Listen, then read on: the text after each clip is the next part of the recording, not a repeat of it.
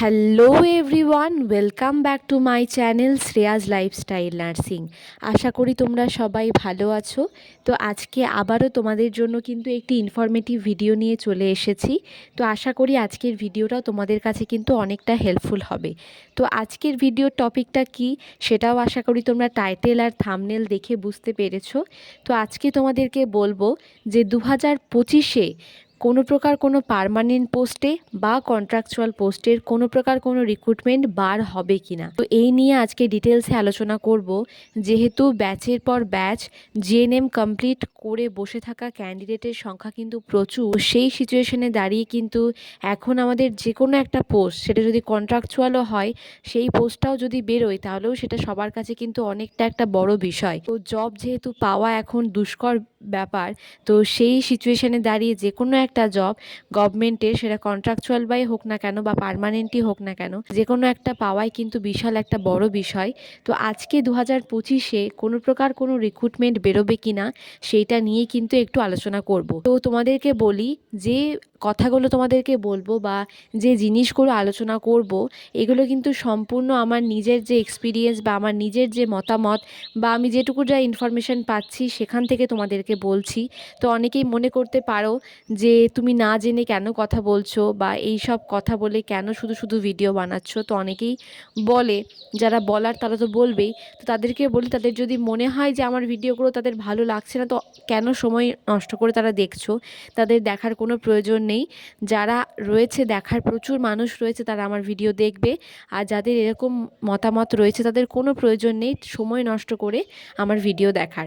তো বাদ দাও সেসব কথা। তো চলো আজকে ভিডিওটা শুরু করি। তো প্রথমেই বলি, তোমরা জানো যে আমাদের ওয়েস্ট বেঙ্গলে কিন্তু পার্মানেন্ট রিক্রুটমেন্ট একদমই নেই। 2022-এ লাস্ট পার্মানেন্ট গ্রেড 2 রিক্রুটমেন্ট হয়েছিল, তারপরে কিন্তু কোনো প্রকার কোনো রিক্রুটমেন্ট নেই।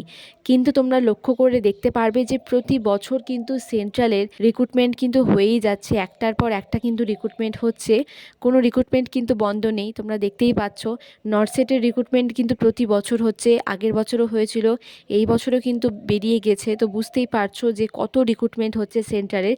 সেখানে আমাদের ওয়েস্ট বেঙ্গলের স্টেটের কিন্তু কোনো প্রকার কোনো রিক্রুটমেন্ট নেই, কন্ট্রাকচুয়াল রিক্রুটমেন্টও নেই, পার্মানেন্ট রিক্রুটমেন্টও নেই। দেখো আমাদের যে ব্যাচ, মানে 2023-এর ব্যাচ, আমরা কোনো প্রকার কোনো কন্ট্রাকচুয়াল পোস্টে তোমার অ্যাপ্লাই করার সুযোগ পর্যন্ত পাইনি। কারণ আমরা 2024-এ যখন রেজিস্ট্রেশন পাই তার আগে অলরেডি সিএইচওর আর অ্যাপ্লিকেশন কমপ্লিট হয়ে গিয়েছিল। তো সেই জন্য আমরা আর সেই সময় সুযোগ পাইনি।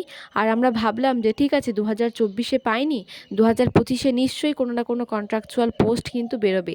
কিন্তু কোনো প্রকার কোনো কন্ট্রাকচুয়াল স্টাফ নার্স বলো বা কন্ট্রাকচুয়াল যে সিএইচও, সেটারও কোনো প্রকার কোনো অ্যাপ্লিকেশন কিন্তু শুরুই হলো না এই বছর। এখন মার্চ মাস চলছে, প্রতি বছর কিন্তু এই সময় ফর্ম ফিল আপ আগের বছরই হয়ে যায় এবং মার্চ মাসের দিকে কিন্তু এক্সাম হয়ে ট্রেনিং শুরু হয়ে যায় সিএইচওর জন্য। বা যে সমস্ত কন্ট্রাকচুয়াল স্টাফ নার্স, সেগুলোরও কিন্তু মোটামুটি জয়েনিং এই মার্চ এপ্রিলের দিকেই কিন্তু হয়ে যায়। কিন্তু এই বছর এমনই সিচুয়েশান, এমনই পরিস্থিতি যে কোনো প্রকার কোনো রিক্রুটমেন্ট কিন্তু বেরোচ্ছে না। পার্মানেন্টের কথা তো আমি বাদই দিলাম, গ্রেড 2-র কথা আমি বাদই দিলাম, সেটা কবে বেরোবে কেউ জানে না। কিন্তু কন্ট্রাকচুয়ালগুলো যেগুলো বেরোতো প্রতি বছর, সেটাও কিন্তু এই বছর থেকে আর হচ্ছে না। তাহলে বুঝতেই পারছো আমাদের ওয়েস্ট বেঙ্গলের কী কন্ডিশন, যেখানে সেন্ট্রালে বছরের পর বছর প্রচুর রিক্রুটমেন্ট হচ্ছে। সেখানে বলো নার্সিং অফিসার পদে বা আদার্স বিভিন্ন পদে কিন্তু রিক্রুটমেন্ট হচ্ছে, সেখানে আমাদের ওয়েস্ট বেঙ্গলে কিন্তু কোনো প্রকার কোনো রিক্রুটমেন্ট নেই। তো নার্সিং করে বসে থাকা ক্যান্ডিডেটের সংখ্যা প্রচুর প্রচুর। তো যখনই ফর্ম ছাড়ুক তখন যে কী পরিস্থিতি তৈরি হবে বা কী huge number of candidate form fill up করবে, কী আর বলবো তোমাদেরকে, বুঝতেই পারছো তোমরা। আর যারা এখন ট্রেনিং করছো তারা তো বুঝতেই পারছো যে তারা যখন বেরোবে তখনও তাদেরকে কিন্তু কী পরিস্থিতিটাই না ফেস করতে হবে। তো যাই হোক, কিছু বলার নেই। তো যারা বসে রয়েছো আমার মতো 2023 ব্যাচ, বা যারা এই বছর বেরোলে, যারাও কিছুদিন পর রেজিস্ট্রেশন নাম্বার পেয়ে যাবে, বা আগের ব্যাচের আমাদের যে সিনিয়র ব্যাচ, তারাও তো সকলেই তো আর কন্ট্রাকচুয়াল পোস্টে জব পায়নি, অনেকেই কিন্তু বসে রয়েছে। তো বুঝতেই পারছো যে কী পরিস্থিতি, যে একটাও কন্ট্রাকচুয়াল পোস্ট তো নেই। তার সঙ্গে সঙ্গে পার্মানেন্ট পোস্ট তো দূরেই থাক, কোনো কিছু কিন্তু নেই। তো আফটার এইচএস তুমি যে কোর্সই করো না কেন, সেটা নার্সিং হোক না কেন, আগে কি বলতো যে নার্সিং করলে বেরিয়ে বেরিয়ে যাই হোক তুই একটা জব পাবি, সেটা কন্ট্রাকচুয়ালি বা হোক না কেন। আর এখন যা পরিস্থিতি, তুমি আফটার এইচএস যে কোর্সটাই করো না কেন, জব পেতে কিন্তু প্রচুর প্রচুর সময় লেগে যাবে, দীর্ঘদিন তোমাকে অপেক্ষা করতে হবে, তারপরে গিয়ে হয়তো তুমি একটা গভর্নমেন্ট জব পাবে। আর জিএনএমের ক্ষেত্রে জব পাওয়াটা এখন প্রচুর টাফ, প্রচুর কম্পিটিশান, যেহেতু এত স্টুডেন্ট, গভর্নমেন্টেরই আমাদের এত স্টুডেন্ট রয়েছে, তারপরে প্রাইভেটের এত এত স্টুডেন্ট রয়েছে, তারপর আউট অফ স্টেট থেকে যারা নার্সিং করে আসছে তো তারাও কিন্তু রয়েছে। তো বুঝতেই পারছো জব পাওয়া কিন্তু একটা বিশাল বড় বিষয়।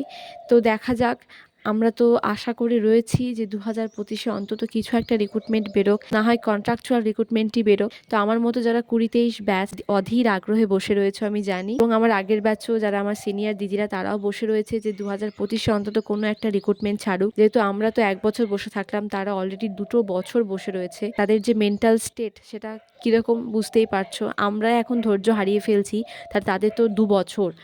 তো কিছু বলার নেই, আমাদের ওয়েস্ট বেঙ্গলে শুধুমাত্র অপেক্ষা করা ছাড়া আমাদের হাতে আর কিছুই নেই। তো অপেক্ষায় করে যেতে হবে, কবে বেরোবে কেউ জানে না। আমাদের গভর্নমেন্টের যা কন্ডিশান, আমাদের সরকারের যে অবস্থা, একটা গভর্নমেন্ট জব পেতে যে কতদিন ওয়েট করতে হবে কেউ জানে না। এত ভালো পড়াশোনা করে এসে, এত কাজ শিখে এসে যখন তোমাকে দীর্ঘদিন বসে থাকতে হয়, তখন যারা বসে থাকে তারাই জানে যে কী পরিস্থিতিটার মধ্যে দিয়ে যেতে হয় এবং কত কিছুই না শুনতে হয়। তো যাই হোক, হোপ ফর বেস্ট, এবং আশা করা যায় যে 2025-এ কিছু না কিছু ছাড়বে, এবং আমি চাই যাতে কিছু না কিছু ছাড়ুক, যাতে যারা বসে রয়েছে তারা অন্তত কিছু না কিছু পাক। তো আশা করি কিছু না কিছু ছাড়বে এবং আমরা জব পাবো।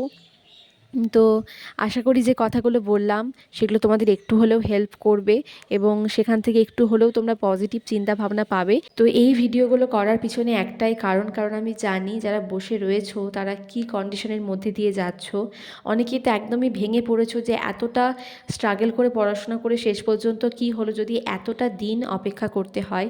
তো আশা করি আমার করা ভিডিওগুলো তোমাদের মনে একটুও পজিটিভ চিন্তা ভাবনা আনবে। তো একদম ভেঙে পড়ো না, অপেক্ষা করো, ধৈর্য রাখো এবং ভগবানের প্রতি বিশ্বাস রাখো যে ঠিক কিছু না কিছু হবে। এতটা স্ট্রাগল করেছো, ঠিক জবটা হবে, কিন্তু একটু অপেক্ষা করতে হবে। কিছু করার নেই, অপেক্ষা করতেই হবে। অপেক্ষা করা ছাড়া আমাদের হাতে এখন আর অন্য কোনো রাস্তা নেই। তো আশা করি ভিডিওটা তোমাদের হেল্পফুল হবে।